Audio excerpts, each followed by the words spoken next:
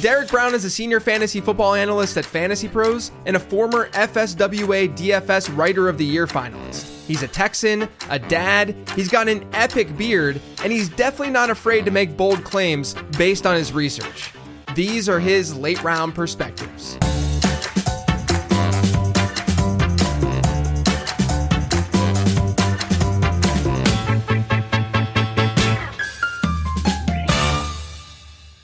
This episode is sponsored by Underdog Fantasy. I know a lot of you already play over there, but if you don't, you've got to check it out. They've got plenty of different fantasy-focused games for you to try, including one of my favorites, Best Ball. Best Ball drafts are simple. You draft a team, which you can do in minutes, and that's it. There's no waiver wire, no trading, no team maintenance. Your lineup is set for you automatically each week based on player performance. Now, I've already started creating Best Ball content for the summer, and there's more coming. Why not put that content to good use? Sign up over at Underdog Fantasy now by heading to UnderdogFantasy.com or downloading the app. When you sign up, use promo code LATEROUND for a first-time deposit offer up to $250 in bonus cash. That's promo code LATEROUND. Now back to the show. So I think the last time I saw you was when you were in my Dadmobile over the summer. Yeah, I remember. We had a bunch of people at the expo. People were trying not to vomit on the way to another bar to have fun. And hopefully your wife doesn't listen to this podcast because it was an eventful night. It was. And for the record, everyone, I was the one driving. I was not drinking. And you were not about to vomit either. So I'll throw that out there. Others in the vehicle with me. I was trying to, just be their transportation from one spot to the next. But here, this is the scene, though, is that we had driven to Pittsburgh. So the expo's in Canton. We had driven to Pittsburgh because that weekend my sister-in-law was getting married, the following weekend. So we're like, let's just extend this trip. We'll make it, 10 days or whatever, coming from Charlotte where I live. We drive up to Pittsburgh. I drop my family off there, and then I go to Canton for the weekend because it's a short drive from Pittsburgh to Canton. And so I have this vehicle, this SUV that we had driven up from here in Charlotte that had two kids in it. One, my son was only like 8 months old at the time. My daughter being 5, and everyone literally everyone piles in to get in this car, and everyone's giving me crap for how messy it was and how there were car seats in it. I'm like, guys, I didn't drive to Canton to DD you guys around. I drove to Canton because I went to this conference. I just so happen to be not drinking right now. I can take you to the bar. My goodness. It was so legendary because I remember, and I will admit I was not sober that night. But I was not the one. I want that on record. I was not the one possibly hurling around, about to hurl in your car. Sure. But the best part of that entire car ride, outside of the other banter, was basically the beginning and the end of it was, if you vomit in this car, I swear to God, I won't even kill you. I think my wife might. That was stick. And I forget which, because dude, we had it packed. We had the van was packed. I forget who was giving you so much crap. I think it's Daigle. I think Daigle was. It was either Daigle or it was Rich. One of them it was Harmon. One of them was giving you a ton of crap about the reality of how a car looks when you have kids. It's just, it's the reality, dude. There's crumbs everywhere. Yeah. There's toys on the ground. Yeah. You're going to find half-eaten goldfish bags in the back. That's right. Oh, well, it's not stale. Yes, it's still good.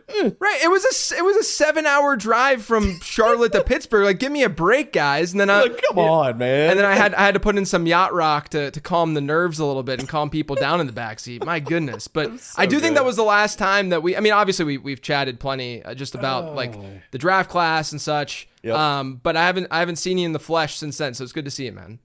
Oh, it's good to catch up, buddy. And yeah, the craziness when you're trying to balance all the life stuff and all the kid stuff between the content stuff. So we were having a night then. I've been having a day trying to get ready for this show. Yeah. It's been one thing after another, dude. But no, it's great to catch up, buddy. I know you've been deep in the prospect weeds just like me with the prospect guy, which you hammer every single year. Thank you. As somebody who tries to combine the analytics and the film for all these guys, and hell, I was writing up UDFAs freaking last week and stuff. I always look to your guide as also kind of, I don't want to say like the measuring stick or the diviner rod, but it's kind of like if I'm I like to imbibe other intelligent opinions from around the community and stuff, and kind of see, okay, I'm kind of low on this guy, but let me see, because you come at it from a different perspective than I do as well.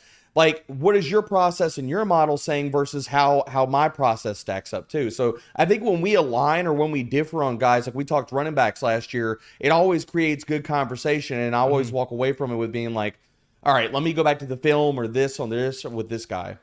Yeah. You guys just did a UDFA episode, didn't you?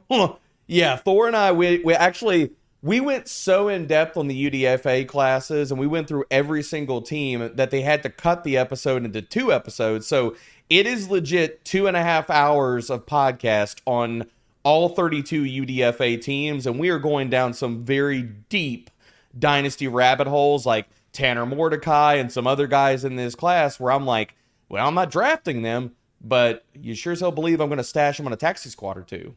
Yeah, I mean that's some DGen stuff right there, man. Going into the doing an episode on UDFAs, because like my approach is always that I'm just looking at guys who went to the combine for the write-ups and stuff like that, and then obviously you're gonna get, probably 10 or so running backs, 10 to 15 running backs, maybe 10 to 15 wide receivers who don't get drafted, and that's really like my subset of, because I want some sort of contained sample to work off of, right? Otherwise I'm going to drive myself nuts and trying to like add these guys to the database and like find data from these small schools where you're trying to that people don't realize that the grind of the small school data and finding the data for these small schools. They really don't know. Like some of these guys, like when I was researching for that episode with Thor, I'm trying to find data on Chris Collier, who, people that don't know who Chris Collier is a running back on the Baltimore Ravens squad who got signed, put up big numbers at Lock Haven.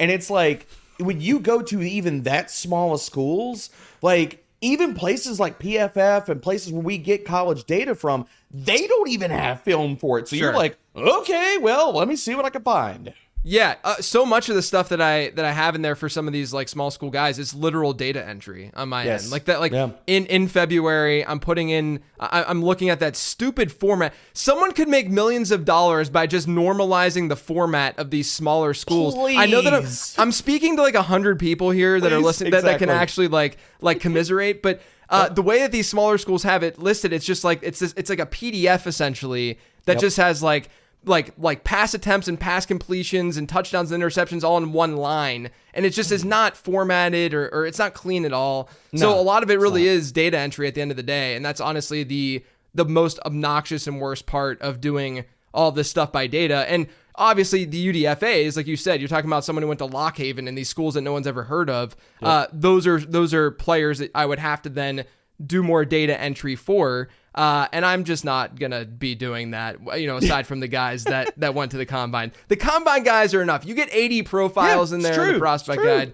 It's enough. It's and enough you get deep with those guys too. Like you'll even get like the Jalen Cokers of Holy Cross and some other guys that come up. So you get deep, but so you get the small school guys. And again, like we always have to like put the context around it. Like any of those UDFAs, even if they hit, they're going to automatically be an outlier. So it's like, how much you're going to bet on that? Like we're talking about legit, like, do I even add this player to a dynasty taxi squad because he might get cut in camp? So again, giving context. Yeah, for sure. Well, let's talk about landing spots a little bit because you're looking at these UDFAs, seeing what kind of impact they might be able to make. But I'm curious with your process. We go through this talent evaluation for months and months and months, and then it's sort of like how we go through us analyzing redraft leagues and where to draft guys, et cetera, and who to draft for months and months and months, and then we don't pay enough attention necessarily about like how to manage your roster and what to do in season and stuff like that.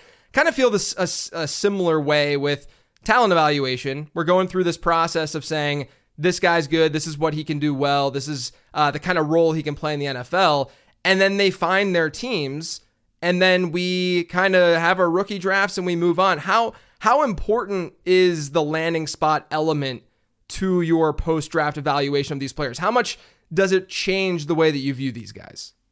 I think, and every guy falls in their own bucket. I think if you look this from an eagle eye view, just a top-down approach, I don't weigh it as much for the top end guys, like the guys that get the first and second round draft capital. We know that type of draft capital is going to allow them opportunity and, again, like early opportunity and continued opportunity and chances for them to either succeed and fail. And I think that especially if you're looking at just cherry picking names out of this class, like Rome Odunze, Ricky Pearsall, the top end names of like, oh, are we worried that much about landing spot? We see so fast that even in season, whether it's injuries or trades or what have you, or players cut the next following season, if we're looking at this from a dynasty angle and we're really playing this in that true 2 to 3 year window, things change so fast, man. So it's like, I don't want to say that I fade landing spot, but for the top end guys with high draft capital, first, second round draft capital, maybe running backs, you're even talking about a little bit of the third, but not as much. I think for the top end guys, I don't look at the landing spot as much because I'm like, if we really believe that, okay, for wide receivers, tight ends, stuff like that, athleticism matters, targets are earned, talent plays up and cream rises to the top, well, these guys are going to cut their own path. And that's how it'll go for the top end guys that get draft capital. Now, some of the lower end guys, like going into the, third, whether it's running backs in the third or day 3 guys, do I look at the landing spots more for them? Yes. I mean, I'll weigh some of that, like some of the guys just talk about process here. Like if we're talking about, the clear runways for Jermaine Burton and Eric All in Cincinnati, some of these other guys in this class, or you go even further down, Kamani Vidal, like what do we think about his runway in that backfield? Then I start looking at landing spot being a little bit more specific the lower we go with draft capital, because those guys have to outkick their draft capital. They have to prove to teams that, look, you were wrong by not taking me in the second or third round. I have to get on the field and I have to show that to you. And then even if I show that to you in their rookie season, then I got to hope that the coaching staff doesn't change. And what I showed in my rookie season was enough for, if the coaching staff stays the same, for me to get the same opportunity next year and defy next year's NFL draft. Or if I get a new head coach or something, that again, I proved enough in that spot that I can also be your guy going into the next season. So just to wrap a bow around this, the high end of the draft capital, round 1, round 2, I fade it more. But when we get further down the board in the draft, and when we talked about play the round 4, round 3 kind of draft capital game, I pay more attention to it with those guys because they need it. Yeah, no, I think that makes a ton of sense. I think that this is similar to sort of what a lot of fantasy football is, which is kind of just looking at the edges and looking at the outliers and the extremes, because I agree with you. I think that it's a lot easier to look at day 3 guys and say, okay, Kamani Vidal, or look at, like, I really liked Isaiah Davis pre-draft, right? Yep, same. Isaiah Davis goes to the Jets. I'm not a moron. After them taking Braylon Allen, who they seem to probably like a little bit more just based on the talent and based on where they drafted him, right? Because day 3 picks, they're going to just get their guys. And so, and they're not going to play like the market game necessarily. And so, they go out, they get Braylon Allen, and then they get Isaiah Davis. Would I be shocked that Isaiah Davis is better than Braylon Allen? No. But at the same time, we now know that he's buried behind Breece Hall and possibly Braylon Allen as well. There's no reason, if I liked Isaiah Davis more than Kamani Vidal or in the same ballpark as Vidal pre-draft, there's no reason for me to like him the same way post-draft, because Vidal went to a team that obviously is going to run the ball a lot, and his biggest competition is a guy coming off a major injury, along with a 29-year-old bruiser who doesn't catch passes, right? So, it's easy to look at it from that perspective. And then I also think, though, from like the early round guys, every once in a while, maybe once, maybe twice a draft, you're going to just see this like massive either fit that doesn't look good or a perfect fit, where like last year, Devon Achane, right, goes to Miami. I mean, obviously that is like the quintessential perfect fit for a guy like that. This year, I don't know, maybe like Brock Bowers, you could be a little bit scared of the fit and all of that. I understand that it's, talent wise, it's obviously there, but they're, you'll get like 1 or 2 of those, but generally speaking, the fits are going to be fine enough because we know that the talent is there. The thing I do want to say though about landing spot is that, like, I always try to, not that we're NFL players, because we're not. I mean, you and I are both very much dads. Yeah. I got the extra 20 pounds to prove it. Trust me. Yes. Right.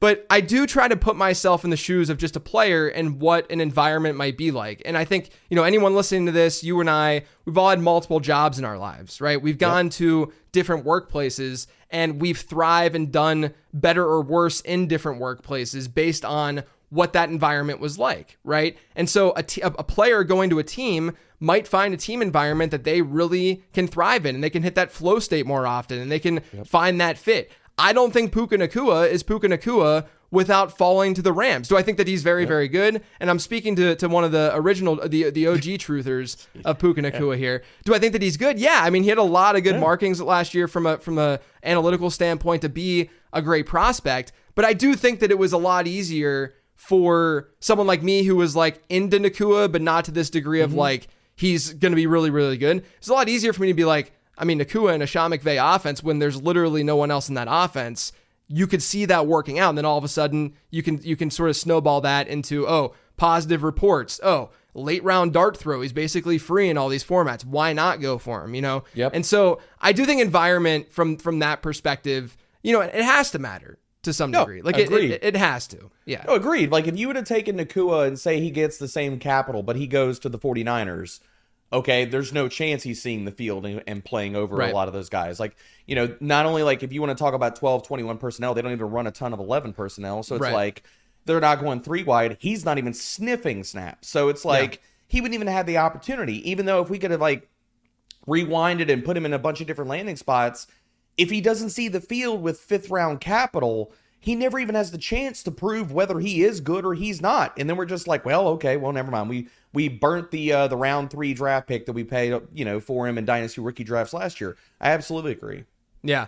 Speaking of the 49ers, let's just jump to this really quick because you're very high on Ricky Pearsall, I saw. And look, I like Pearsall more than the market as well. I'll get that out of the way. I'm actually kind of shocked that of where he's going, especially in Superflex drafts. It seems like there's a very, very clear tier divide between like him and like a Keon Coleman, when I think that, it's fine, from a standpoint of like getting that immediate production, all of that, I can understand people going that direction, but I do think that he belongs in that tier from like a talent perspective and then the fit perspective. But what are you seeing with Pearsall? And then I have a follow-up to that where right now Deebo Samuel and Brandon Ayuk are both in San Francisco. Okay. If we were to assume that one of them was out, I know that Pearsall's your wide receiver 5, I believe. If one of those guys were out, would Pearsall jump Xavier Worthy for you? I would look at him and Worthy in a similar tier because I feel like both of them. Now, if one of those guys gets out, and I would say he's probably going to stay where he's ranked right now because also with the Worthy situation, we're playing Rashee Rice. What happens with that? And how does that affect Worthy's rookie season? I think if we were to just like, if Deebo or Ayuk got traded, I'm probably bumping Pearsall over Worthy in my rookie ranks for this year and for how people are attacking rookie drafts, because then the path is a lot clearer. Yes, I mean, one of those wide receivers is still there. Yes, CMC is still there. Yes, Kittle is still there. But, depending on what that looks like, Kittle's he's aging. He's getting another year older.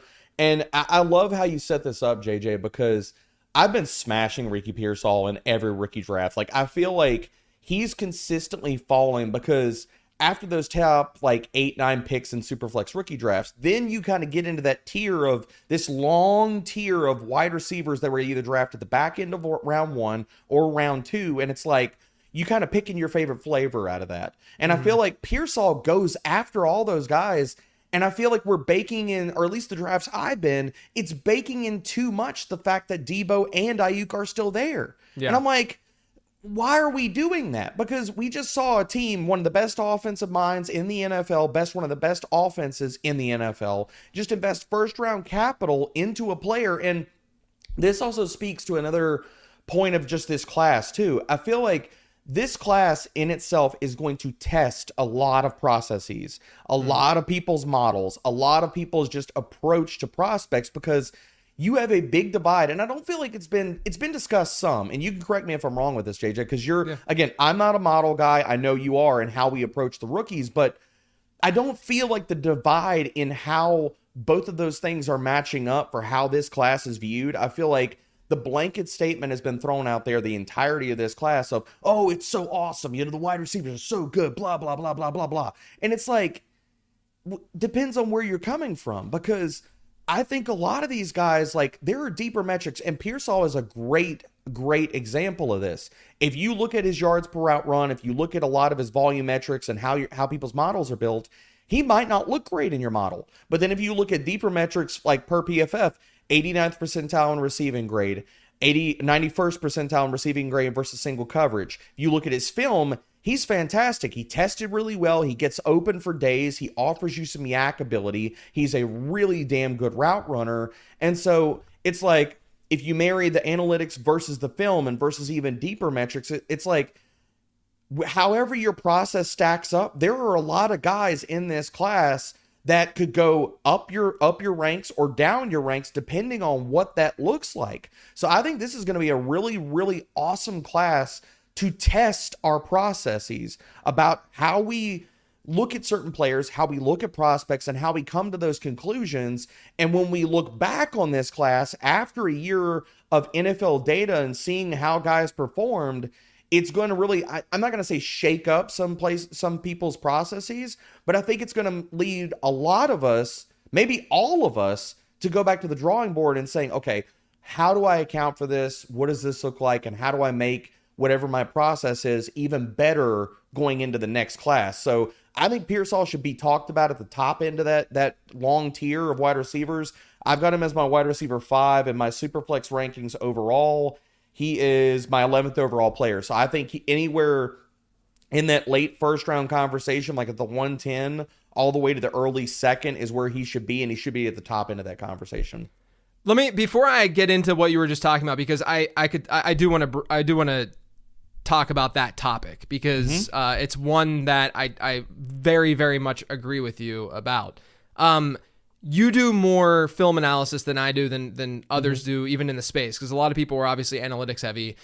When you walked into this draft, and after you were done doing your review of the wide receiver class, did you have the thought that this wide receiver class was as elite as others were talking about it? As elite, no. In the sense of, I saw a lot of guys that there was like the top 3, and after that top 3, it really became just pick your flavor and where I could to see where draft capital goes. And so many guys. Now, I will say, when I first got into this class, and I remember having a conversation with Brett Whitefield over at Fantasy Points. We talk too much on a weekly basis about prospects. And I was like, I feel like I'm coming in lower on this wide receiver class than a lot of other people in the space. Because again, like when I get into it, like I'm looking at the analytical profiles for guys, but then I do get into the film, and there were a lot of wide receivers that I went back to the film on, and I ended up higher than when I originally entered the process. So I think overall, I'm probably a little bit lower on this class than maybe some other people, because a lot of my love list guys, JJ, the NFL said, I don't like those guys. Like some of the deeper guys in this class, like the Johnny Wilsons, the Malik Washingtons in the world, where I was like, look, I've got a round 3/round 4 grade on you, and they tumbled to round 6. And I'm like, okay, well, congrats on being an outlier if you hit. Because now the NFL said, no, we don't care about you. So, which sucks. So I think like, I like this class, but I looked at a lot of like the middle tier of this class that I was like, if they get round 3, round 4 capital, which didn't happen for a number of guys, I think overall I'm probably going to be lower on this class, although I still do like it.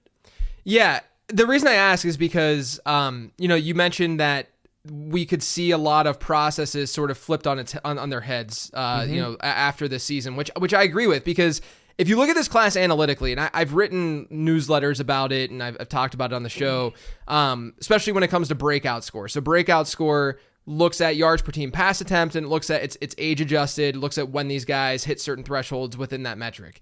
And if you look at this class and the players who were drafted in the first couple rounds, if you look at day 1 and day 2 guys, the median and the average breakout scores for these players is significantly lower than most other classes since 2011. Yep. Now, I don't know if that is simply due to them not being as good of prospects, or there are all these other factors that we have to now account for and deal with, which is NIL is one. Yep. Another is the COVID year, obviously, because some of these guys just stayed in school longer as a result of that. Some of them didn't play enough games to register a breakout score that one year. But I actually think one of the biggest things that is not talked about enough is transfer rule changes, where these guys now don't have to sit out a year. And so when you're sitting there and contemplating whether you want to be an early declare, whether you want to go to the NFL or not, you don't only have an NIL out, which is what I think a lot of people look at. They say, oh, they're just going to stay in school because they can make some money. They have the transfer out, right? Where they can say, okay, maybe I won't be a first round pick, but what if I go to this SEC school and I could be a starter there and I don't have to wait a year to go do that? Then all of a sudden I can improve my stock and stay in school at the same time and maybe even make some NIL money too, right? Yep. And so I think there's a lot of sort of factors that go into that play into that. Now, I say all that because one of the things that I saw someone bring up on Twitter over the last month or so was that this is the year that a lot of models are going to need their processes are going to need changed. And my response to that is, I don't think that a model that is properly weighing draft capital will be that destroyed by this class. I agree with that. I think that one that is, and you hit the nail on the head with what you just stated before, if your model was too heavily weighed or more heavily weighed towards breakout age and things like that, where it comes down to the age factor or early declare status, stuff like exactly. that. Yeah. That's where I think people will be turned on their heads, possibly. No, I agree. The people who are going to be in trouble this year, I think, are the people who are looking strictly at historical data and hits based on that historical data and saying things like, non-early declare first round wide receivers suck and only early declare first round wide receivers are good. And it's like, well, there's a lot more nuance to that, right? Like, like Roma Dunze, it's unfortunate that he's not an early declare hypothetically or technically, but like he's still, his breakout score was still fine. And really what happened over the last 10 to 15 years in the NFL just so happened that all of the first round non-early declare wide receivers generally also had really bad production profiles. You're looking at like Tavon Austin, like these guys who just these players who didn't look that great on paper to begin with. And then you're tagging them with the non-early declare status, but the other stuff is still what matters more. And so, to your point, that almost feels like we're just double counting anyway. So exactly, he wasn't going to look good in your model anyway. So that part of his profile, it's like, okay, you just lump it in. Like again, I just feel like you're double counting if that's the case. You are, yeah, you absolutely are, and that's why I think like having I've worked for years in testing this model at this point, right?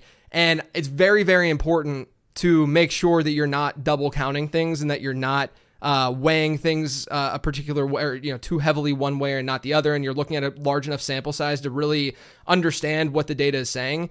And I do think that objectively this class, looks a little bit worse in terms of how the masses view the class. But when you factor in draft capital, which is a very big weight in my model, at least, because I think it needs to be based on the things that I've tested, even if the players have, deficient areas in some places, because their draft capital was still okay. I mean, I think 11 guys got drafted round 1 and round 2, which is one of the highest that we've seen over this, since the 2011 timeframe.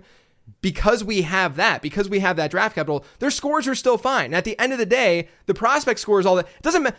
I'm not producing the prospect guide to give you a breakout score. I'm producing the prospect guide to give you a prospect score. Yep. And if the prospect score, I hate Adonai Mitchell's prospect profile from an analytical standpoint so much. There are so many red flags. The good part is that he's an early declare who played with really tough competition in college. And that's really the only thing that you can say and point to analytically for AD Mitchell and say, this guy is decent, right? Analytically. And Keon Coleman's not far off of that either. Sure, yeah. And so, but to that point though, he's still got decent enough draft capital. He does have the teammate score. He is an early declare. Okay, all of that combined, he has a score of 83, which isn't like amazing for where he was drafted, but it could be way, way worse, right? And I think that the general point is that all of these things work together, right? We can sit here and pinpoint certain metrics like in yards per route run or certain yards per route run against certain coverages and say, this is what typically hits in the past. That's fine, but don't let that give you take lock at the end of the day. Don't allow that to overshadow the greater picture. And a guy like Pearsall, the reason why a lot of analytical models did not like Pearsall that much. No, and I understand why. I get it. Yeah, right. But mine actually didn't mind him because it really likes versatile wide receivers who did stuff on the ground. And that's what it liked about Jaden Reed last year. And that's what it likes about Ricky Pearsall now.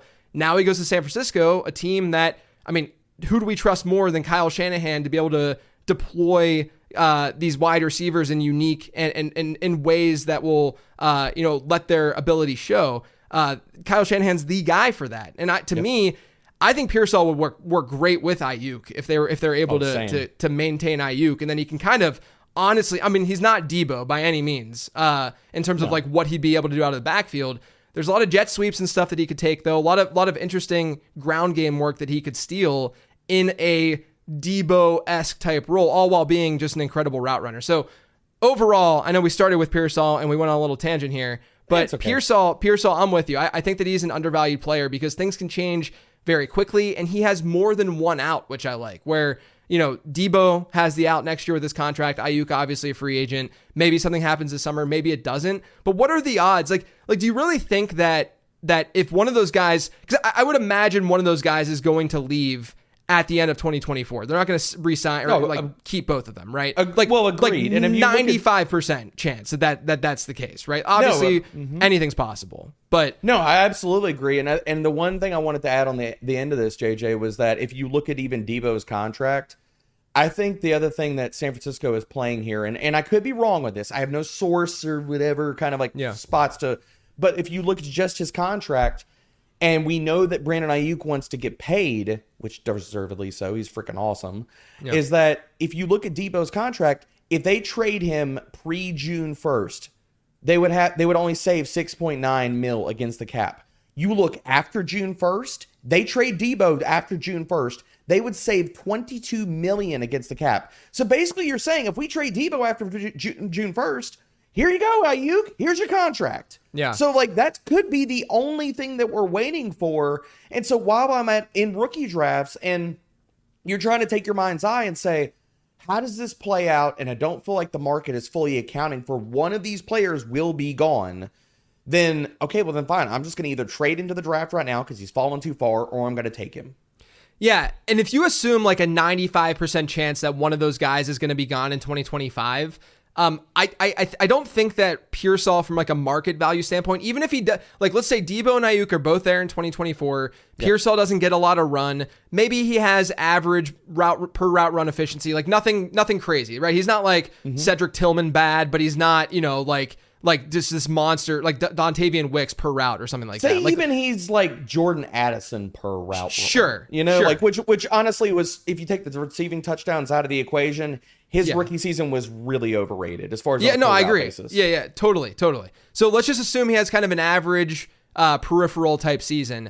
I don't think the market's going to then all of a sudden be like, oh, we don't want Ricky Pearsall when that opening is occurring, right? No, when that hypothetical opening is happening, because the system, that they seemingly have the quarterback, things are at least in place for Pearsall to step in. So that's why I also think the market value aspect might be a little bit overrated. Really quick, we did mention Keon Coleman and Adonai Mitchell.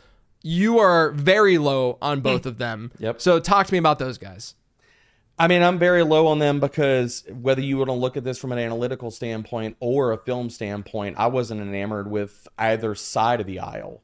Starting with Keon Coleman, the way that I look at it, whether you look at this from a percentile or you look at just yards per route run and stuff like that, the way that I write up my primers, like I said, it's a merriment of film and analytics, but Keon Coleman, even on paper, looks dreadful. I mean, over the last 2 years, in PFF receiving grade, 79th, 148th. Yards per route run, he's 107th and 175th. If you take his per route metrics and you stack him up against Johnny Wilson, who went in the freaking 6th round, Johnny Wilson beats him at almost everything. Yeah. So it's like his teammate got drafted in the 6th round, and he had better analytics than he did. And I can argue maybe even better film. And we believe that, okay, well, he got the second round draft capital. And the reason that, like, I don't even drop Keon and Adonai even further, and I haven't even gotten into Adonai yet, but like with Keon, the reason that I didn't drop him even further is because of the draft capital.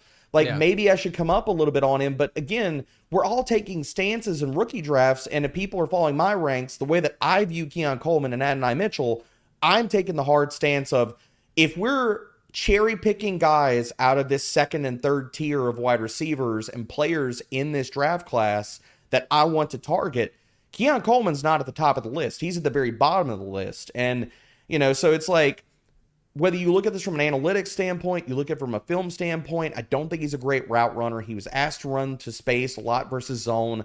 Way they used him at Florida State, even deeper analytics, 42nd percentile in receiving grade, 39th percentile against receiving grade versus single coverage. Like, there's nothing that jumps off the page for me for Keon Coleman to say, well, maybe I'm wrong here. And the same thing with A.D. Mitchell. I mean, I could just tie a bow on this, JJ, and say, look at anything analytically, and A.D. Mitchell is going to be at the bottom left of whatever data viz that you got out there for him. It's just bad. Like, his entire profile is bad. He didn't even if you want to excuse away and say, and I'm not a Quinn Ewers guy, so when we get to next year's draft cycle, if anybody's hyping up Quinn Ewers, I'm going to be out there saying, no. I'm going to Dikembe a lot of people on that. Yeah.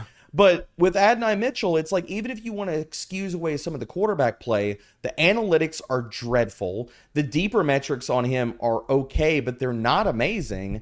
It's like, I look at both of those guys. I think Keon Coleman is not going to be a high-end target earner at the NFL level. I look at when Buffalo drafted him, it was, we need to build a basketball team. Okay, we have the point guard, we have the small forward, we have the guy who can beat zone, we have our tight end who can do a lot of different things, beat man coverage and stuff.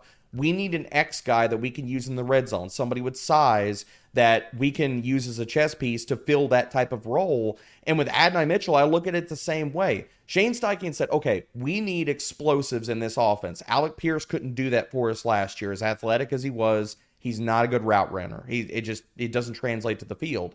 So they said, okay, we need to go get another guy that can stretch the field and create explosives, because that has been a staple in Steichen's offense. If you go back to Philly, what they did for Jalen Hurts in that offense, it's going to be the same thing for Anthony Richardson. So they're going to have Pittman playing the X. They have, everybody else underneath as far as Josh Downs and the running backs taking care of his own coverage and tight ends.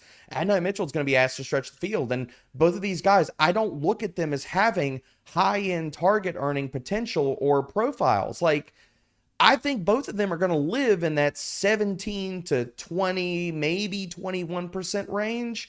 And that's kind of like the best case scenario for me. I just don't see them being high target share guys or high target per route run guys to where they're really going to be demanding targets at a high enough clip to where they're burning me if I don't draft them in drafts. Yeah, one of the weird things for me, I don't think I've shared this on the podcast. I've shared it in like the Discord and stuff like that. But I've been kind of surprised that people have been hyped about the A.D. Mitchell landing spot with there being, they just extended Michael Pittman.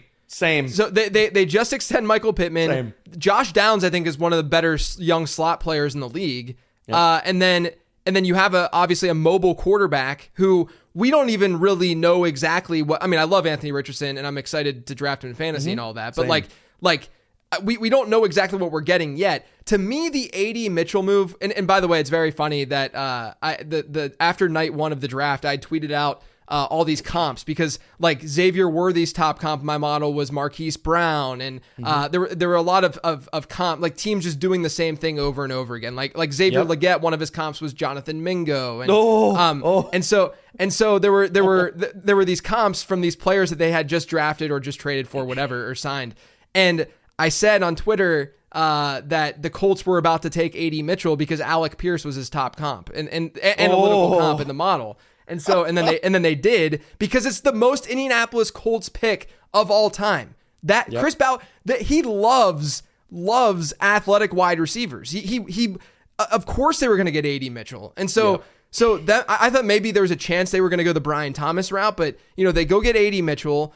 I think at the end of the day, the Mitchell move is just way better in real life to fit a need for them than it is in fantasy, like you're saying. Like Agreed.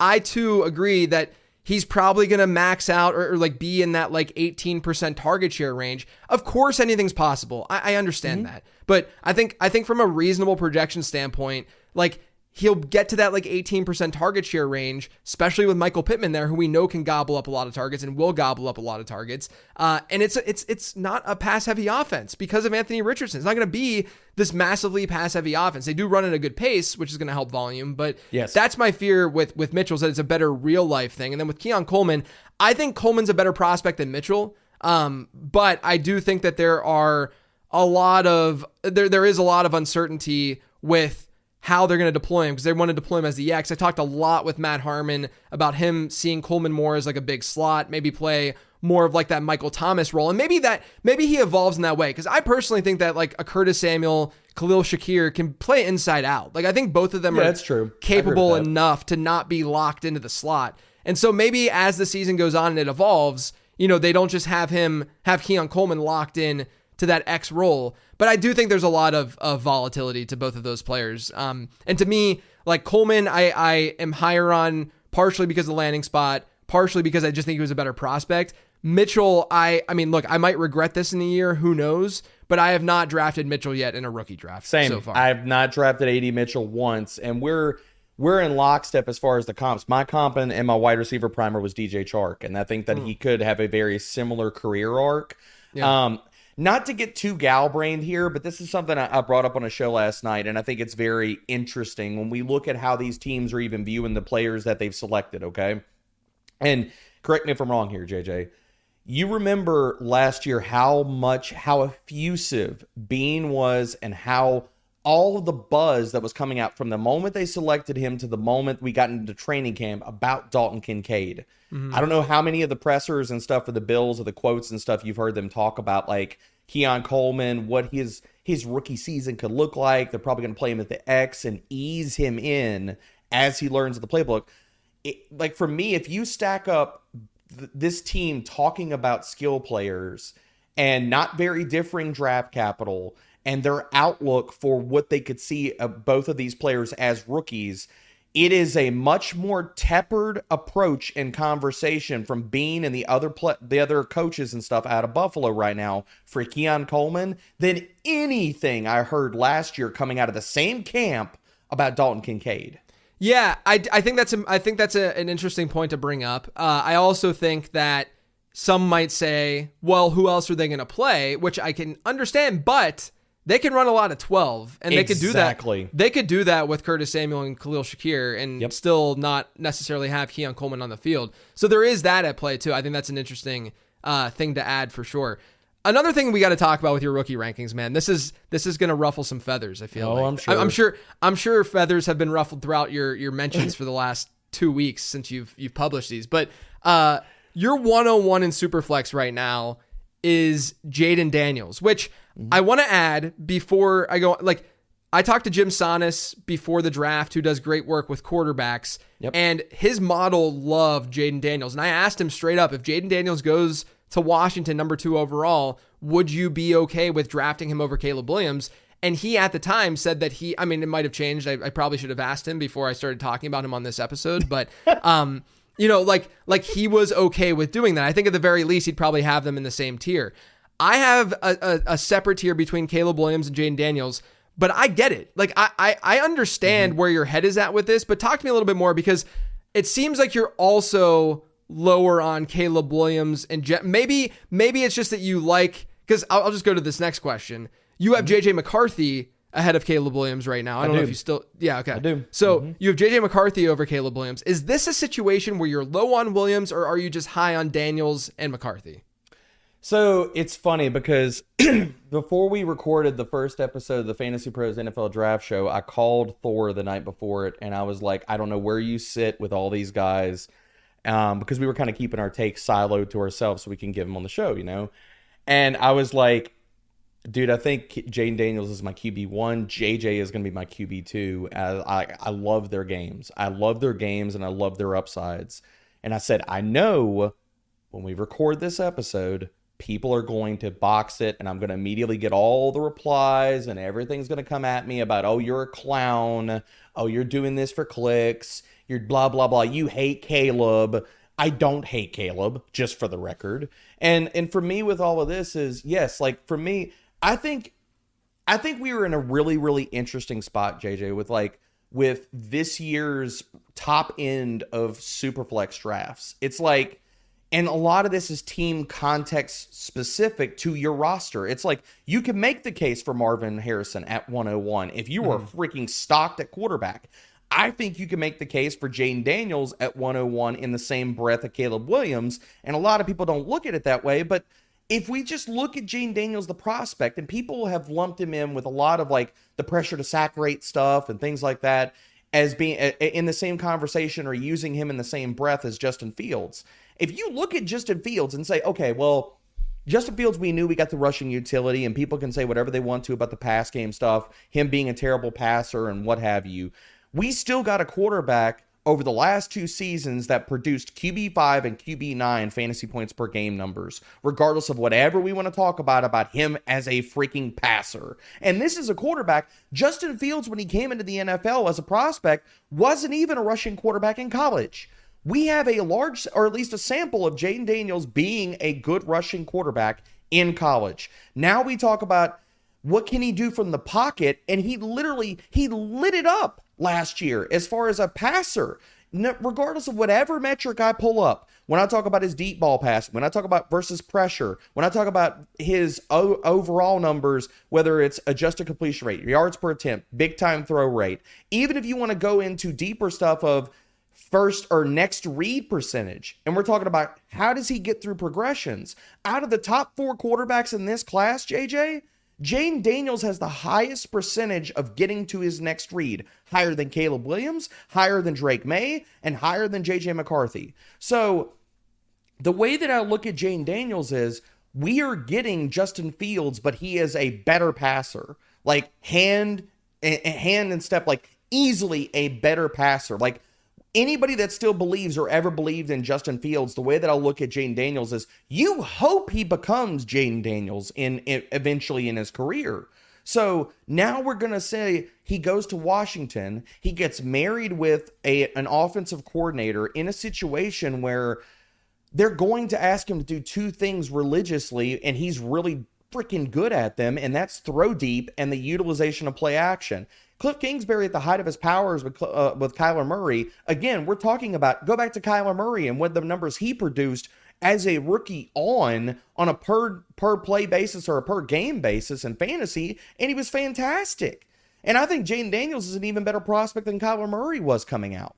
So if we talk about all those parts or pieces, yeah, I think Jaden Daniels looking at the rushing floor, and everybody loves to talk about his rushing and, oh, well, he could get hurt and he's slide and all these different things. And it's like, dude, come on. Do we not believe that a guy can learn to slide instead of running into tackles that he should not be taking? Or we not believe that a guy has common sense and can learn how to run out of bounds? A lot of that is him pressing and saying, I need to go make a play on a per play basis and saying, okay, I'm going to take off with it. Maybe it's not the best decision. Maybe I need to make more business decisions in my life on the football field. I'm not going to say that he can't make that, but that's also the other thing that everybody like talks about or clowns about. And I'm like, okay, do we really not believe that a guy can learn how to slide on an NFL field or run out of bounds? Like, I'm not that worried about it. So yeah, I think Jaden Daniels, we're looking at a guy that if he starts this is reflected in my redraft rankings already.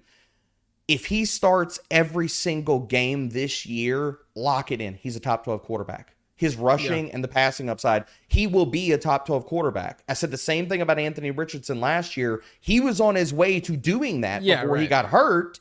And I'm saying the same thing about Jaden Daniels because it's the rushing ability, man. Like, regardless of whatever he does as a passer, and he's better than both of those guys as prospects as a passer. So let me ask you this.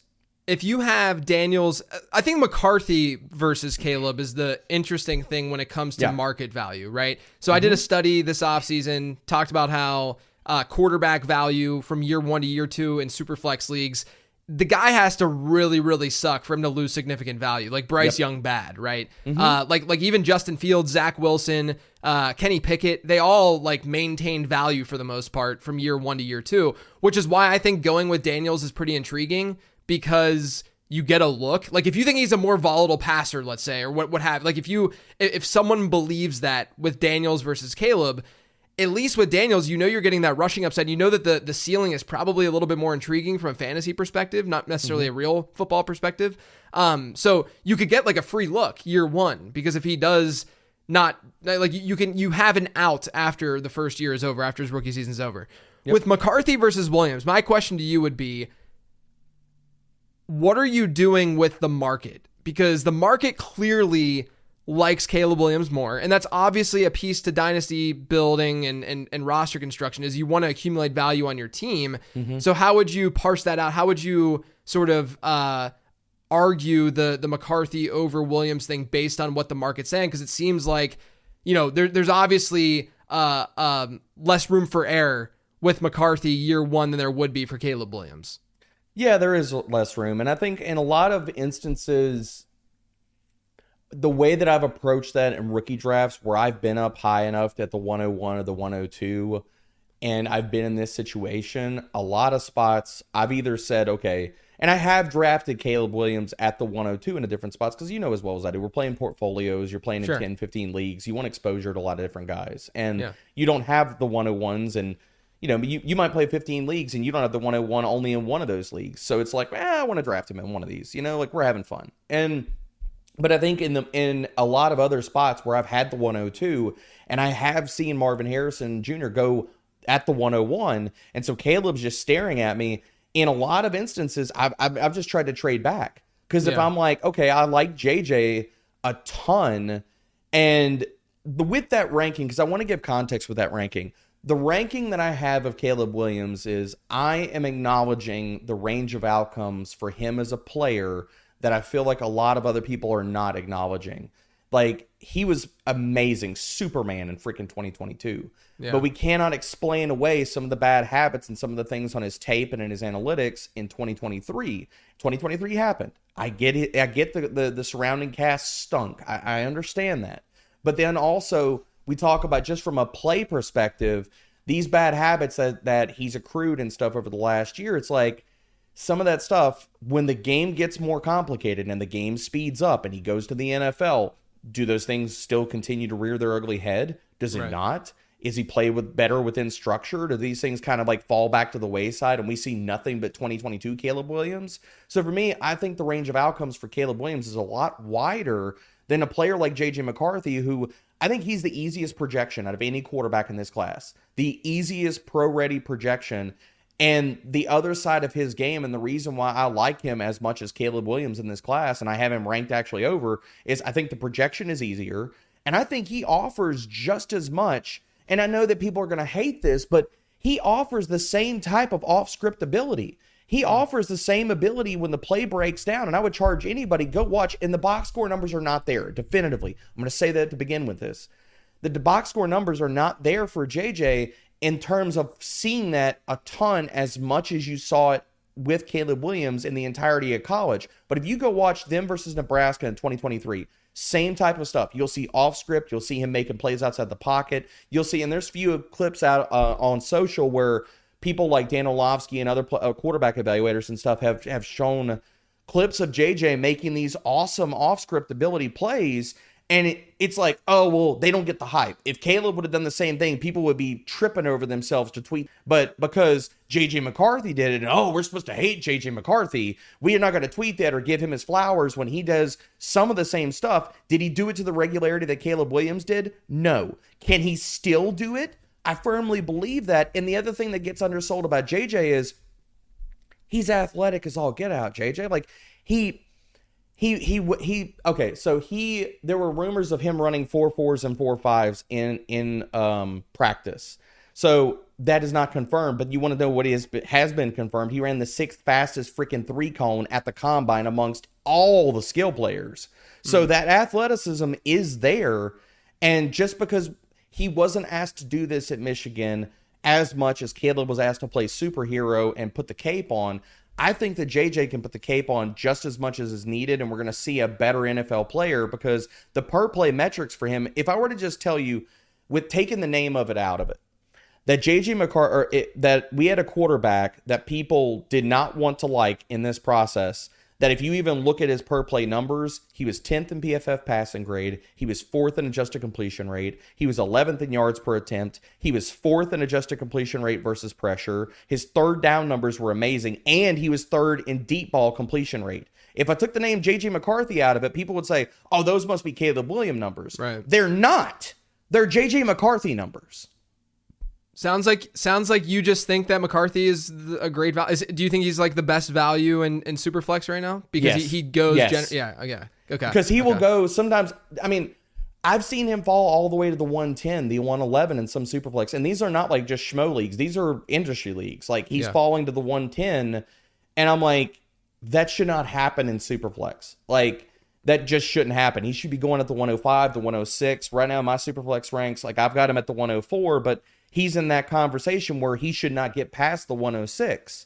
So I'm trading into drafts. I've drafted him. I've traded up from the 110 to get him and stuff, like at the 108, the 109. And I just feel that people have gotten so centered about their take lock. And I feel like that take lock has not only been centered around JJ McCarthy, but some of the running backs in this class that we're going to discuss here in a little bit. Yeah. To where it's like, people have gotten so locked into these takes about JJ McCarthy sucks and this running back class sucks that they can't even see the forest from the trees now. Yeah, let's talk about that because I think one of the most undervalued players in rookie drafts right now is Jonathan Brooks, which I did not necessarily think that was going to be the case going in because I didn't know what kind of draft capital he would get, and I was going to play the game theory thing a little bit with the ACL and not knowing how his value would appreciate year over year. The fact that in Superflex drafts you can sometimes get Jonathan Brooks in the early second is insanity to me. In my prospect model, in the Zap model, he comps from a score perspective, not stylistically or anything. He's literally right next to Kenneth Walker in score. Kenneth Walker was a very firm, I know it's a different class and all of that, but very firm mid first round pick in Superflex whenever he came out. People were very, very high on him.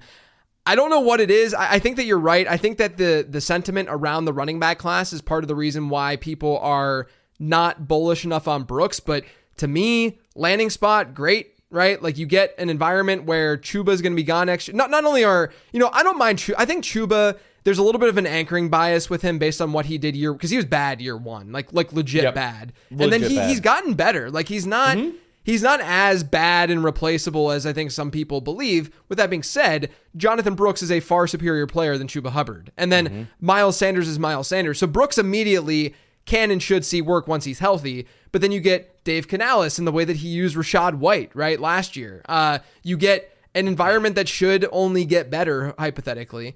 And Brooks obviously can be healthier, and he's a very, very good prospect. I am assuming, given you were clapping when I said that Jonathan Brooks was an undervalued asset, you agree with me. Oh, I adamantly agree with you. I think that Jonathan Brooks should go no later than the 108. I think that he should be locked in as the 108 in Superflex rookie drafts. I think the fact of, and this is ahead of Brock Bowers, so put all the quarterbacks, put the top 3 wide receivers ahead of him, that's fine. But I think Brooks should be the next name off of the board. And I mean, dude, we're walking out of this rookie draft for everybody and all the crap that people heaped on this running back class. We are walking out of this running back class with a confirmed future, possibly the end of this season, bell cow. Right. Like, we are getting Rashad White with draft capital. Yeah, we like get he's Rashad White with draft capital. Why not? It's so weird to me. Like he is actually like not only does the prospect model see him with a score of 94, which is really, really good. That's also, it does account for teammate, gives him a teammate score based on him playing behind Roschon and Bijan at Texas. But at the same time, he would have scored better had the teammate score is not going to account for what he hypothetically could have done as a starter for his entire college career, right? Like he could have looked even better within that model. And so to me, even though teammate score is trying to account for all that, to me, we always are putting these elite running backs up on this pedestal and being like, we got to get this guy, we got to draft him because we know how good they are from a valuation standpoint in Dynasty year over year and how beneficial it is to have a true bell cow in fantasy football. And then we have one and people are like, nah, I don't need this. It's crazy sauce. I honestly think it's absolutely ludicrous. And this is where I talked about people are just so firm in that take lock. It's like they can't even see that we're getting a bell cow. It's like they try to explain it away and they're like, oh, well, the ACL. And it's like, okay, all right, I believe in modern medicine. Unlike, if you don't believe in modern medicine, that's fine, but I believe in modern medicine. So the ACL was not the coffin nail. And we look at this backfield, and you want to talk about, yes, Dave Canellis. Rachaad White was 7th in opportunity share. We're going to go back further. You talked about Kenneth Walker. Dave Canellis was on the sideline as Seattle's QB coach, and he watched Kenneth Walker get ranked 13th in opportunity share. Not only all of that can we see from the outside looking in, out of Dave Canellis' mouth and out of Dan Morgan's mouth has come, we value the running back position. And I'm like, okay, that's great. I value the running back position too with Jonathan Brooks. Like, I have him already ranked as a dynasty RB1. He's inside of my top 12 running backs. I think he's my RB9 right now. He is my RB. We might be hand holding. I want to make sure I'm not lying to you about that. Right now, Jonathan, my RB9. He's my RB9 right behind Kenneth Walker and Travis Etienne. Yep. Yeah. So my thing is, if your excuse to not draft Jonathan Brooks, at least in round 1, let's say, or where he's going at ADP, if your excuse is that you're worried about the ACL, I can understand that a lot more than I'm worried about anything else. If you truly are worried about fine, that like that's at least something that's tangible. Maybe you're worried about his value year over year and how that might manifest. But to me, not that I would agree with that, but to me, I was fixing to say I don't agree with that too. Yeah, right. I thought you were with me on that. So to me though, the player himself is very, very good. Would you say that within rookie drafts this year, your biggest surprise is the way that people are looking at the running back position?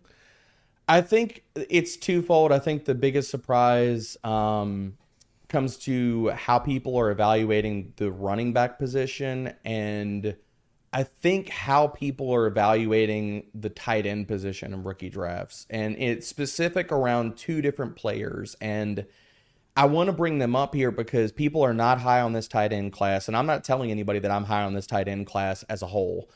But for the life of me, I do not understand why you're going to pay up for Brock Bowers in a rookie draft when you can get Ben Sinnott or you can get Eric All way after they should be going in ADP. Like, Ben Sinnott falls to the end of the 2nd round, held the 3rd round in a lot of rookie drafts. Eric All is in the 3rd round, held the 4th round in a lot of rookie drafts.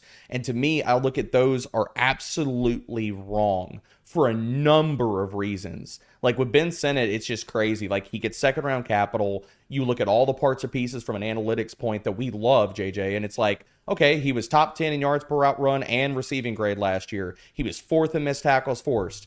He gets 2nd round freaking capital. And I'm sorry, like, if you think that the Washington Commanders just spent 2nd round capital on a freaking fullback, you need to go get your head examined. Like, that's not even the case. So looking at him, and then we look at Eric All, and one of the things that I think is so interesting when we look at him, and going back to the injury stuff, is that people conflate hit the back injury and the ACL. They talk about them in the same breath, and I feel like it's wrong. And the reason I feel like that's so wrong is because we've already seen him come back from the back injury. He sustained that in 2022. He came back and he was motoring along. And my take this entire time, JJ, is that if Eric All would have played all the games, never tore his ACL, he would have been the tight end 2 in this class, would have been hyped. People would have been excited to draft him because, again, going back to the analytics, it's like if you look at a market share perspective when he was on the field at Iowa, fantastic. You look at deeper stuff, he was top 10 in yards per route run in each of the last 2 seasons where he garnered at least 20 targets. Okay, he's checked all those boxes. Last year on a per target basis amongst all guys with at least 10 man coverage targets, and this is something that I highlighted when I was so freaking high on Sam Laporta last year, Eric All was 8th in PFF receiving grade and 1st in yards per route run last year against man coverage. And we have tape to confirm that he was going to test and be a good athlete, and I've already tweeted that out, so I won't even go down that rabbit hole. But with Eric All, it's like, okay, he came back from the back injury, proved that the back injury was in his rearview mirror. He was on his way to smashing at Iowa, has a wonderful analytical profile, and he still got 4th round capital, and yet people are saying, and the landing spot is freaking fantastic in Seattle. Yeah. I mean, in Cincinnati. And yet people are like, nah, he sucks. Like, I'm so worried about it. It's like, I just like all those parts or pieces don't make any sense to me at all. Yeah. Very interesting. Who do you think from this rookie class is going to surprise us in redraft this year? I think and again, I'm just living in Cincinnati with this. I think Jermaine Burton's the easy answer here. Yeah, I think that I loved him so there's two players that when I watched their film this year and looked at their analytical profiles, I wasn't expecting to love as much as I love them. And one is Javon Baker and the other one is Jermaine Burton. And I think looking at both of those guys, they were mischaracterized and misused in college. Both of those guys are discussed as field stretchers only. I don't think that that's the case. I think both of those guys can get open in short, intermediate, and deep. I think that both of them have good analytical profiles, especially in the case of Jermaine Burton. There are so many instances where you can go back to the film and you could say, dude, if Jalen Milroe would have been at least a decent and average quarterback at throwing the football, Burton should have smashed. And if you go to all the deeper analytics, top 30 in yards per route run, PFF receiving grade, he was massive against percentiles, against single coverage, like zone, everything. And so not only that, he tests really good, and he got third round capital outside of all the off-field stuff, which swirled everywhere, and everybody said he was going to drop to the 5th or 6th round, and he doesn't. And I'm like, okay, well, one of these guys, Javon Baker, Jermaine Burton, one of them is going to smash this year, and everybody's going to kind of act surprised about it, and I don't think they should be. Yeah, Model definitely likes them a lot versus where they were drafted. You and I had talked about Burton a little bit via DM before the draft hit. A little worried about the off the field stuff, but if he can stay on the field, it's a really, really great spot for him. Let's move to best ball a little bit. I know that you play best ball. Yeah. I saw that you have Kyler Murray as hugely undervalued. I do as well. I think right now of all quarterbacks in best ball, I mean, if you look at my pre-draft stuff, he was by far my highest rostered quarterback. Do you think that this is going to change? Do you think that because the quarterback position is as deep enough that Kyler's ADP is really going to just hover where it's at right now, or do you think it's going to rise? I think he's going to be stuck where he's at, man. Like, I'm looking at best ball ADP on Underdog right now. I'm staring at this, and it's like, I feel like this top 6, top 7 quarterbacks like is locked in. Like, maybe he hops Joe Burrow and he becomes the QB7, and that pushes him up into the high 70s. Mm-hmm. But that's really the cap. Like, I don't see him getting above Anthony Richardson. I don't see him getting above CJ Stroud. And so if that's the case, then what are we talking about? At the very height of probably if his ADP and he catches more steam, and what is he going to be in the mid 60s? So, okay, then maybe he's going where Jalen Hurts was a few years ago. And it's like, okay, well, great. I'll take that. You're telling me I'm going to get him in the 5th round and I could start just like either, going running back and then hammering wide receivers, or hammering wide receivers and getting to that point. I mean, I put it in the article that you're referencing, JJ. I said it in that article. My favorite best ball stack right now is Kyler Murray and Trey McBride. And I don't understand either. Like, I understand Kyler's ADP. I have no freaking clue what the hell we're doing with Trey McBride's ADP. Like, what are we doing with tight ends just in general? I could use that as a blanket statement for a whole different episode.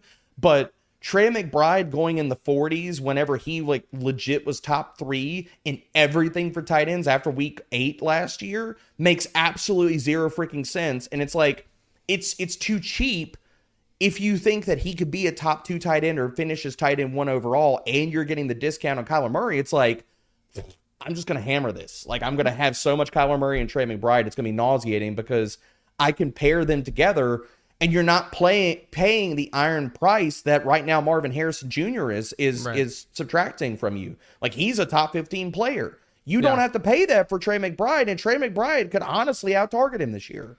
Yeah, I mean, I think there's a group of tight ends who you wouldn't be shocked if they finished as a tight end 1 this year. I'm even going to put like Mark Andrews in there. I think Andrews is undervalued. I don't think the gap between Laporta to McBride should be as wide as it currently is. And then Kelsey's, I mean, like, let's be real, like, it's Travis Kelce. We can't just discount Kelce and assume that he's just going to not be productive. I mean, he can still absolutely be productive. I agree. It's really weird because I'm not always like the early round tight end guy. But I feel like their cost, I mean, we're just not seeing like the top 2 round guys happen this year. So it's a lot easier to swallow that and get a guy in the 4th or the 5th. Even Kyle Pitts, where he's going, I'm fine with. It's like, it's crazy, man. It's like this year, it's like everybody said for years and years and years, the elite tight end matters so freaking much. Travis Kelce is deserving to go in the 1st round. Yeah. Mark Andrews goes in the 2nd round of almost how many years in a row did we do that? And then this year comes up and everybody's like, nah, yeah, I don't, no. And it's like, why? Those points are still valid, but now you're not using, I don't get it. Yeah. I really don't get it. I think a lot of it has to probably do with like VORP, right? And the fact that we now have more of them. But my argument back to that is we don't have enough of them still, right? We're still not as like deep at tight end as we are quarterback, even though we have gotten a nice influx of, tight end talent, and we should feel good about that finally. It's still not to the point where, you can just wait forever, because there is a wall that you will hit, within these best ball drafts where tight end gets really, really rough.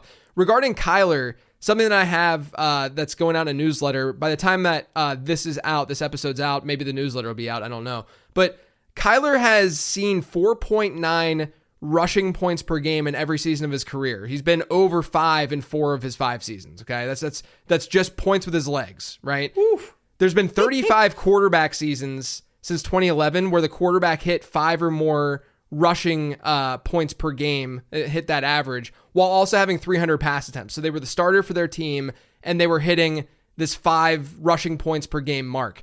Only 4 of those players were under 18 points per game, and the lowest was 17.3 points per game, which was Josh Allen during his rookie season, where he was horrible, through the air. So basically, and by the way, an 18 point per game average is basically a low end QB1, what we saw from a low end QB1 last year.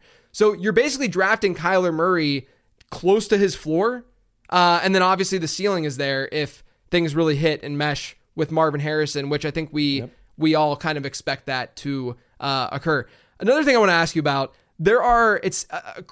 we know that underdog drafts, best ball drafts will skew wide receiver heavy. Like we know it's going to happen. But in these early drafts, it does seem like things are almost going a little bit too far. And I'm going to be starting the Becoming a Best Ball Bro podcast next week, where I'm bringing on smart best ball players and some of the best in the world to ask them these questions as well.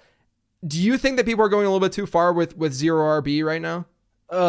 I've honestly felt like that from the underdog perspective for the last 2 years, 2-3 years. And it's like, we have such a young format with best ball. And I feel like all of our takeaways we always go back to, we're looking at small samples, and one season, if you're looking at from data points and building and structure, adding in all the context of injuries and how the year played out, 1 season, 2 seasons, it's still a small sample of what's the best structure to draft and things like that. There's so much layering and context that goes into that. Yeah, I mean, I think we've honestly gone a little bit too far on it. And I think we've pushed the running backs down to the point where it's because I know you stare at these drafts when you're in underdog drafts just like I do. It's like, okay, what's the edge? If everybody is pushing this hard in one direction, how do you counteract that?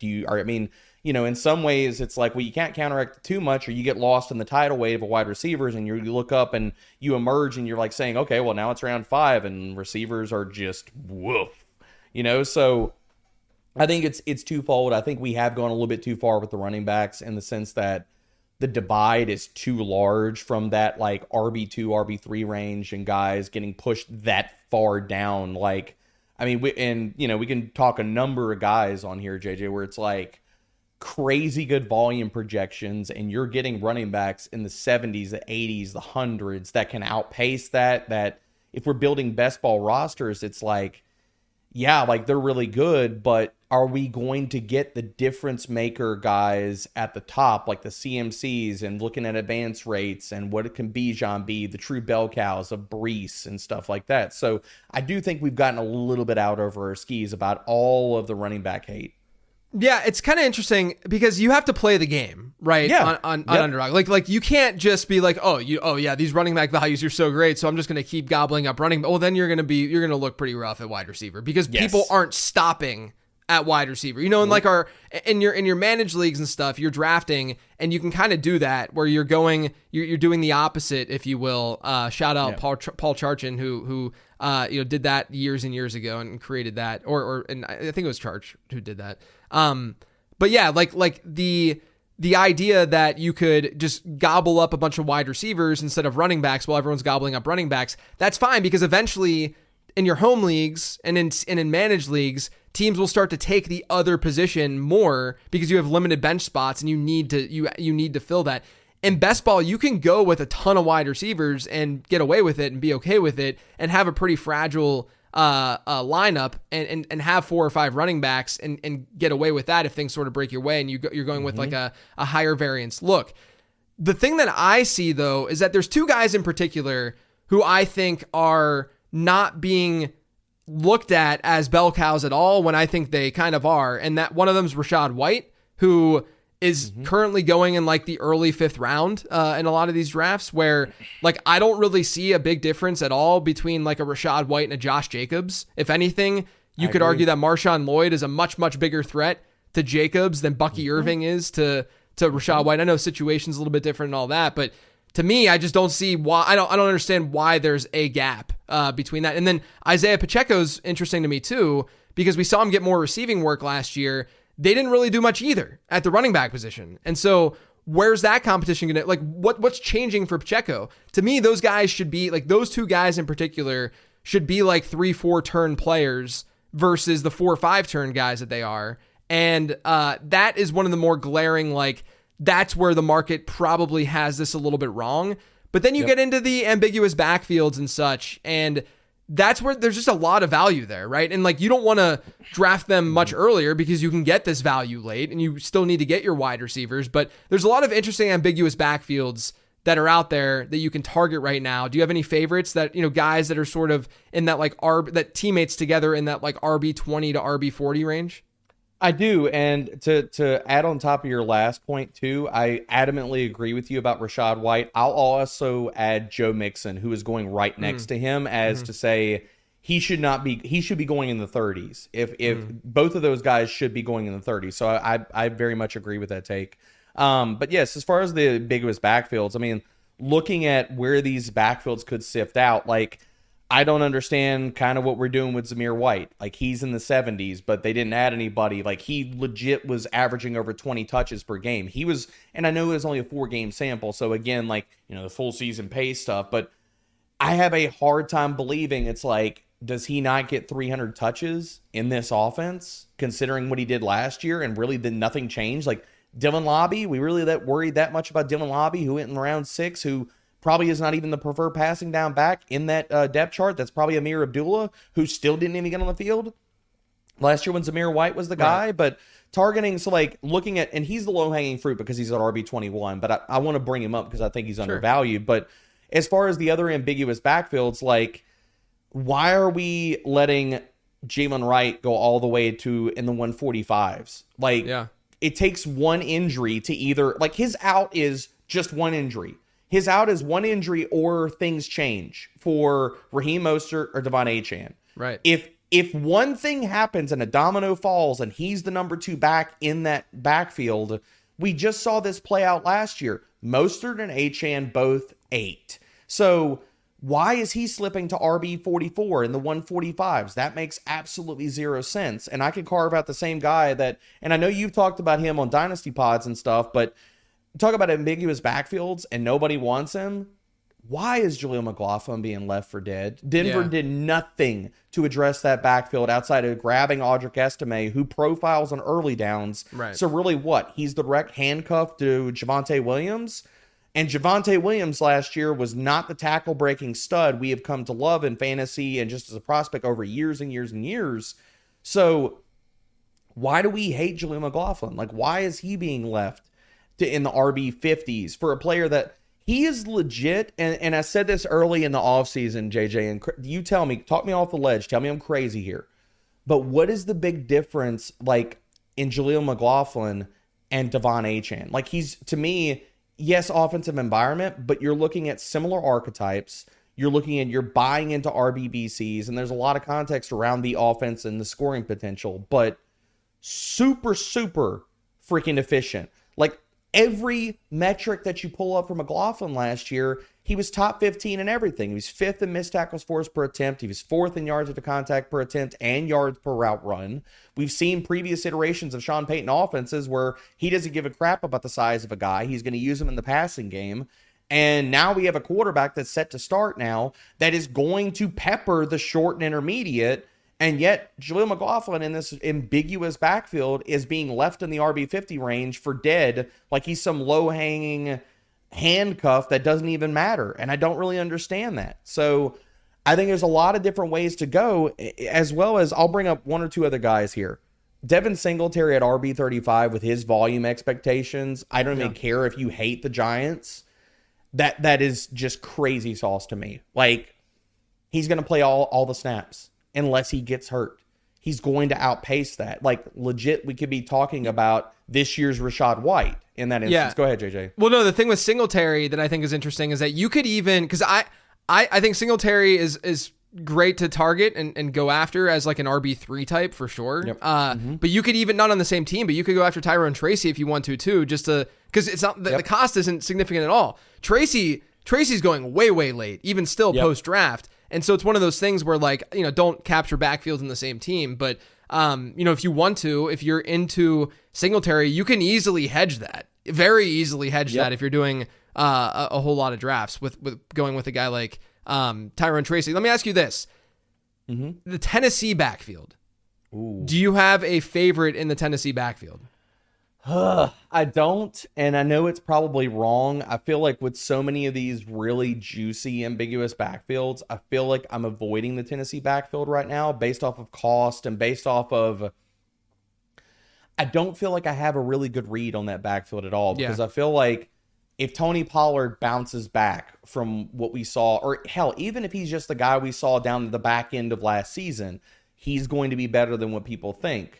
As well as Tajay Spears on a per touch basis was freaking awesome. Now, all Tennessee did was say, okay, maybe the knee stuff and things like that, he's still going to be involved too, as like, he's probably going to get 150, maybe he gets 200 touches in this backfield. And that's one of the backfields I'm probably just avoiding right now, because I look at where both of them are going in drafts, and I'm like, I can make the fade bet on other players, or I can feel like I can get similar volume, maybe better offensive situations by going with Marshawn Lloyd at RB45 and making the bet against Josh Jacobs and what is going to be, I mean, I don't think it's anything crazy to say Green Bay, I think on a they're going to score more points this year than Tennessee, or going with Jerome Ford, which is like, do we know if Nick Chubb's going to play a snap this year? And he's being left at RB42? Like, very hard to draft Nick Chubb. He's being left at, Jerome Ford is an RB4 in drafts, and everybody's making the assumption that Nick Chubb even plays this season. I don't even know if we see that.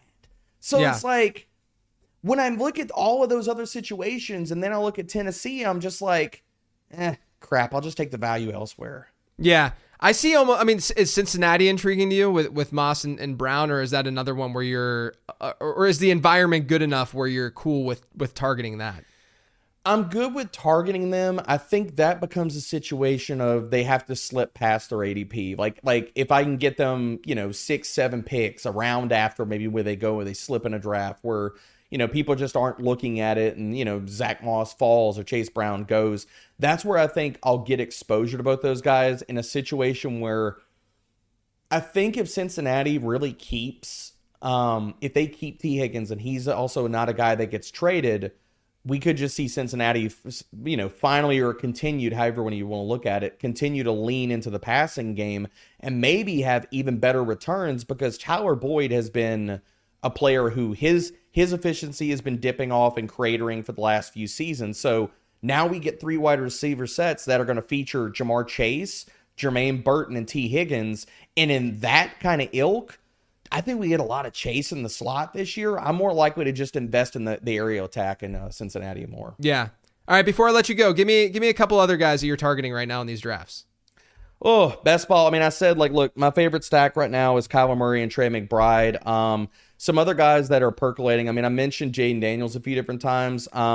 Zay Flowers, again, I have to bring up a wide receiver here because with how high wide receivers are going in drafts, it's almost, you're kind of playing the game of, I mean, he's wide receiver 25 or 30, but he's still going in the 50s. So it's like, he's not that great a value, but I am very enamored in Zay Flowers. Again, I just think that this is an easy, strong bet to make. I mean, if he's going in the 40s, that's fine. I think he can outpace it at wide receiver 25. Like, looking at, again, even if you knew nothing else, JJ, and you said, I just want to make a bet on a sophomore wide receivers and sophomore wide receivers that had the draft capital, flashed in their first season, are really strong bets to make. You could just take that and walk away from this and say, I'm going to draft a ton of Zay Flowers. But if you also look at what happened last year, like whenever Andrews was on the field, he was 18th in target share. He didn't get any end zone or red zone usage, and that's why it's like he wasn't scoring a lot of points.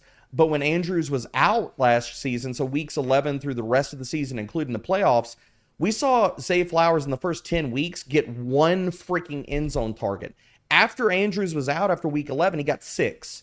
So I think this year, as well as talking about Odell Beckham Jr. is gone, now we're talking about, okay, Rashad Bateman's going to be in the starting lineup, probably a full-time player. If he's not, then what are we looking at? Nelson Aguilar or Tez Walker?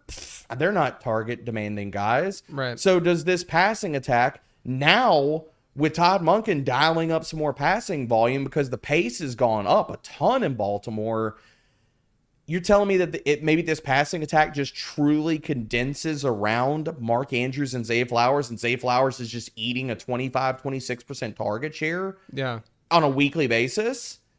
Okay, then he is being massively, massively undervalued. Yeah, I like that call a lot, man. D-Bro, it was a pleasure, as always. Why don't you let everyone know where they can find you and your work? Oh, man, everything has been and still remains over at Fantasy Pros. All my rookie stuff is already out. I've got Dynasty Outlooks that have been added to I've got 80 plus skill players written up, even UDFA guys. All the Dynasty positional primers are live on the site right now. Thor and I talking about just putting a bow on this draft cycle. We just produced a 2.5 hour, cut into 2 episodes on 2.5 hours straight on UDFA. So everybody go check that out if you're looking to fill all your Dynasty Taxi squads. And JJ, you know, I greatly respect your work, man. Anytime we get to chop it up, man, it's an awesome time. So thanks for having me. Yeah, man, I really appreciate you and the time that you gave. Perspectives. As usual, you can find my work over on lateround.com. Prospect guide, all done. I'm not touching that thing again until next year. And then also the late round draft guide will be ready for pre-order soon. And then next week we have Becoming a Best Ball Bro starting. So a lot of fun stuff. And then also I did release my redraft rankings on Patreon this week, which includes best ball rankings. So you can get that CSV and upload it over to Underdog. But everyone, thank you so much. And thank you, as always, for tuning in.